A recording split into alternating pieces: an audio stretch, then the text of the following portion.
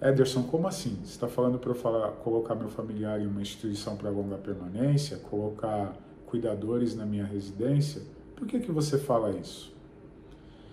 Bom, sejam todos bem-vindos ao canal Fases e Face da Longevidade. Esse canal foi idealizado por mim, Ederson, há um tempinho atrás, justamente para responder perguntas como essa que fazem parte do meu cotidiano e a gente acaba respondendo. Mas antes de eu responder, eu já peço para vocês aí dar seu joinha, curtir o canal, se inscrever, se fizer sentido para você esse vídeo, compartilhar com outras pessoas, porque talvez a dor não seja sua, de uma decisão como essa, mas pode ser de uma pessoa muito próxima a você. Enfim, tecnicamente, eu consigo responder isso em menos de 10 minutos. Como médicos, enfermeiros, gerontólogos, psicólogos também responderiam. E tecnicamente falando, quando o familiar toma a decisão tanto de contratar um cuidador quanto de institucionalizar, ele passa para uma fase que pessoas que aí vocês estão assistindo, que tem casa de repouso, que tem, que são cuidadores, que estão passando por isso, vocês vão se identificar com isso, que nas ILPIs é comum as famílias chegarem para visitar os idosos e, na verdade, ficam buscando, né, as equipes, olha, por que não não colocou essa roupa ou aquela roupa, em casa a gente não usa assim, né, e acaba na hora da visita colocando ali, a gente consegue observar toda a ansiedade, a insatisfação, quer cuidar, mas não consegue, né? Então, tecnicamente falando, você, para a gente convencer uma pessoa, entra na parte cognitiva dela, mas na parte emocional já não é bem assim. Então, para eu responder esta pergunta, eu precisei buscar na minha história, né? Vou respondê-la até o final desse vídeo, não vai ser em 10 minutos, até mesmo porque geraria decisões aí que trariam algumas coisas emocionais para quem estiver nessa fase, estiver precisando tomar decisões, né? Enfim, meu objetivo aqui é ser didático, mas contar uma história também. Eu sou profissional de enfermagem desde 1999, ou seja, 26 anos de carreira aí, trabalhei em diversos hospitais, né?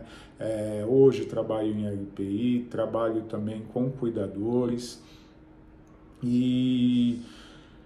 mas minha carreira não começou em 1999.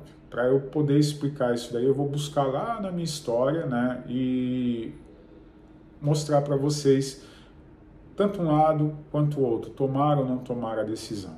Então eu espero que vocês fiquem aqui até o final, que essa história, se fizer sentido para vocês, vocês possam tomar uma decisão mais tranquila até o final desse vídeo. Vamos lá. Eu me formei profissional em 1999, só que a minha vivência sempre foi com idosos. Eu morava num bairro periférico e, como todo bairro periférico, né, há muitas pessoas idosas ali.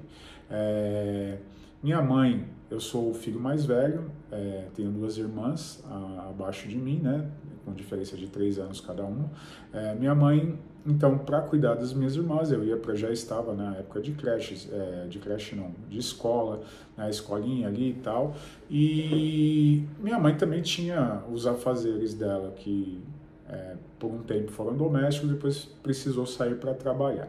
Ela tinha as responsabilidades com as minhas irmãs, então ela confiava que eu fosse na casa dos meus vizinhos ali, que na grande maioria eram idosos. E aquilo me fascinava, porque eu aprendi na minha educação, minha mãe sempre enfatizou, né, para eu respeitar os mais velhos. E respeitar os mais velhos para mim não era somente respeitar, mas eu comecei a perceber que eles gostavam de conversar. E essas conversas, né, eu aprendi muita coisa. Então, por exemplo, tinha lá o seu Eduardo, né, que era um vizinho, ele tinha a profissão de pintor, já era aposentado, não tinha muito, né, muitos afazeres aí, ficava o dia inteiro no portão. E aí, com o tempo, né, a gente conversando, com o tempo ele começou a me ensinar um pouquinho do ofício, né, de como ele fazia, misturar tinta e tal, e aquilo me fascinava. E eu fui crescendo, minha história foi acontecendo, né, e sempre ali em torno disso. Lembrando que eu vou responder a pergunta até o final do vídeo. Porque hoje eu defendo, enfatizo e aconselho, né, colocar alguém para cuidar do seu ente ou, né, institucionalizá-lo. Para isso eu vou ter que entrar nestes assuntos aí algumas vezes como processos de envelhecimento. Mas vamos lá, voltando aqui a minha história. Então eu fui crescendo com isso. Fui crescendo com o idoso, né, estando ali nesse ambiente, e esse ambiente me fascinava realmente. Eu aprendi e aprendo até hoje muita coisa com as histórias que essas pessoas nos passam, né, essas pessoas com mais idade, os idosos, enfim. E como eu aprendo, eu também repasso isso daí em forma de conhecimento. Na minha história de vida, eu tive algumas perdas muito significantes para mim, né? Eu perdi minha avó, perdi meu avô e perdi meu pai. Todos eles em fases diferentes da minha vida.